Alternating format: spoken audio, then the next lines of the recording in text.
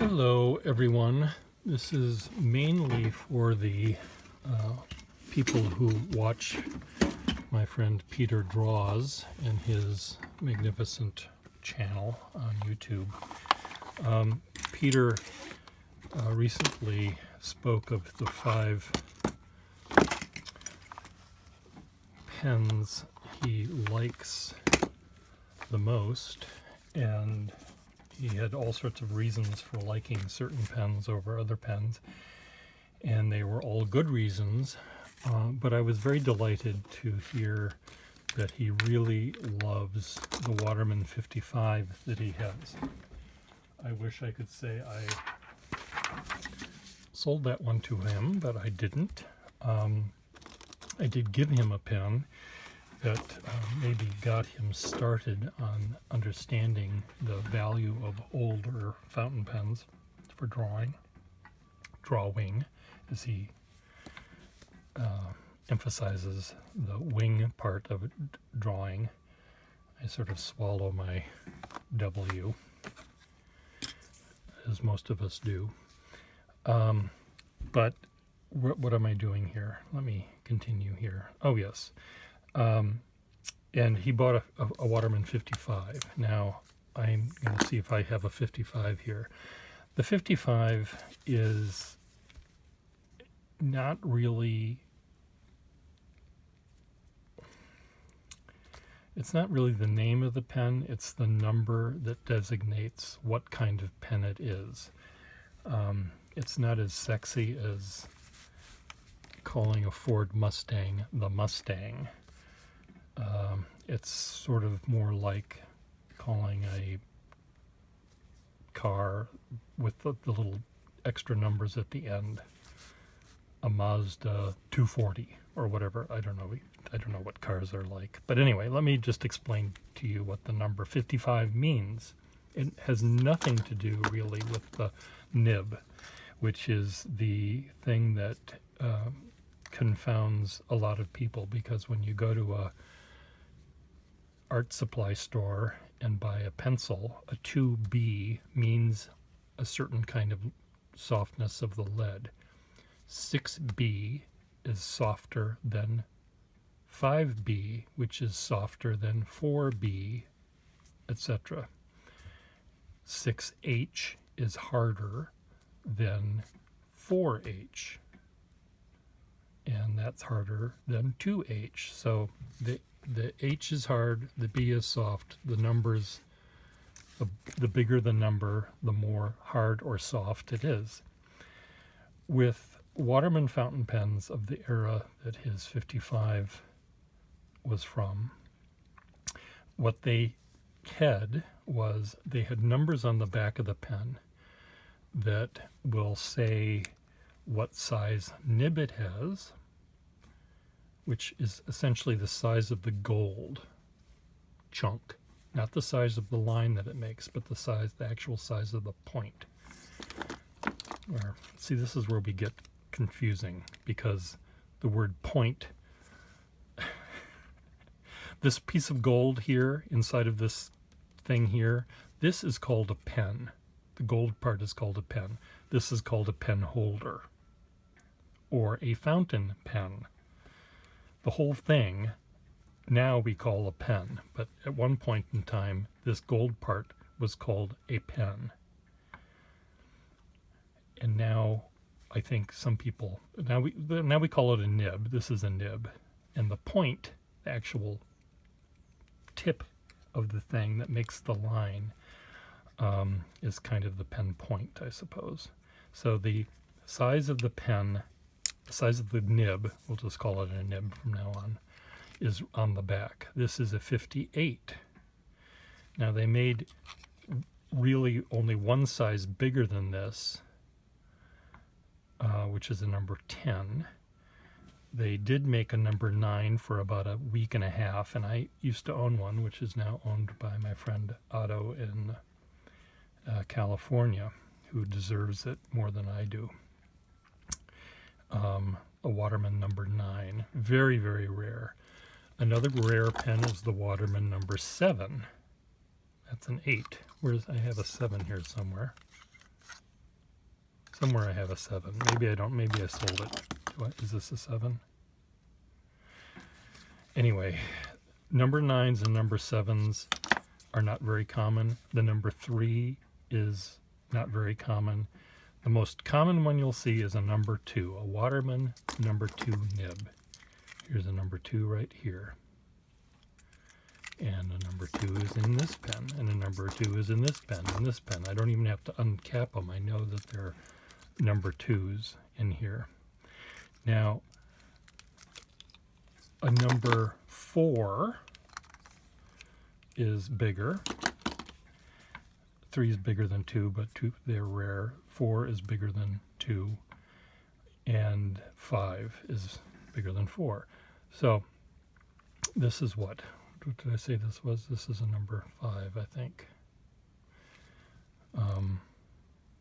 Or is this a 6? This is a 6. Waterman number 6 pen. But there's other numbers on this. The 50 in 55, Peter's 55, means it has the last digit is a 5, is the nib size. So Peter's has a number 5 nib. And the 5 meant it had a lever. A number 4, a 50, a 40. Okay, Pierre, just calm. Maybe I have to write this down. Oh, what do I have to do? This is a 12. This is a 13. Oh, shit. This is a rare pen, and it's rare for all sorts of reasons. There's a little hole at the top there. Do you see? That's a Stanhope. Inside of that hole, if you look through with your eyeball, you'll see an image of the Waterman building in New York City. Okay. Let me start kind of again. A Waterman that has a 1 in the tens column means it's an eyedrop filler pen. You unscrew it, fill it with ink, screw it back up, and it's ready to go. The tens column, number 1 is eyedrop. Number 4 is a safety pen. Number 5 is a lever pen. And it's followed by the size of the nib, number 2 or number 3 or number whatever number it is. The number of the pen only refers to the size of the gold nib, not the size of the line that it makes. There are, and usually the size of the pen itself.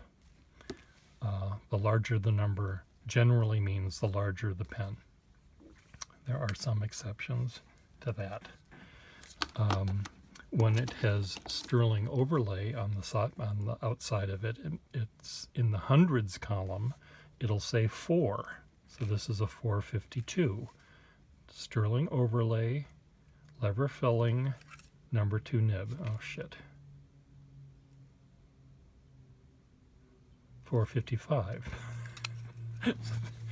I can't see well enough these days, but this is a 5 nib. So this is like Peter's pen, except rather than having it be black hard rubber, this is covered in gold, in silver.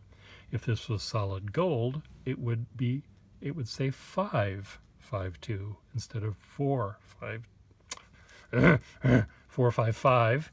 It would say 555 instead of 455.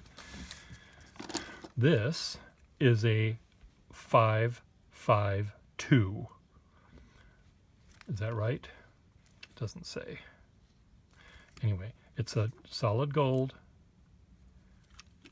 lever filling, number 2 pen, unless it's a number 4. I should just go back to bed.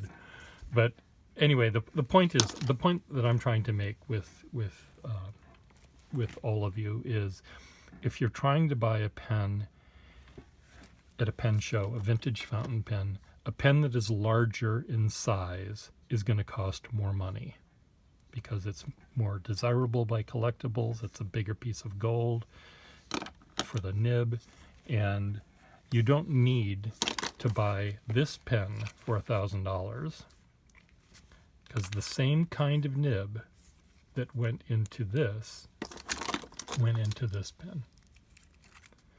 The same quality. It's almost like, you know, you can have a Ford V8 engine in a Lincoln Town Car or a Mustang. I know that they don't have the same engines, but it's really, in the terms of Waterman pen nib quality, the quality is in every single nib they made. And you don't need a big expensive pen to be able to write beautifully with a number 2 sized nib. So Peter spent a couple $100, I think, on his Waterman 55, which I think is a fair deal for him and for really anyone. If I were looking over Peter's shoulder, and if I had $200 to spend, I might be able to find 3 pens, or maybe even 4, that are this size instead of this size, and provided Peter with maybe 4 different kinds of nibs. One might be very flexible, like his 55. One might be very, very excruciatingly fine, which might be fun for him. One might be really wet and moppy and bold and broad, like a calligraphy, you know, stub nib or something. And so for the same amount of money, you can buy the Cadillac with the silver trim, or the solid gold one, the Rolls-Royce type, or you can buy the pickup truck. You know, that's even fancier. You can buy the, well, you know what I mean. A plain black pen is less expensive than a fancy looking pen. So, and a smaller pen is less expensive than a larger one. So,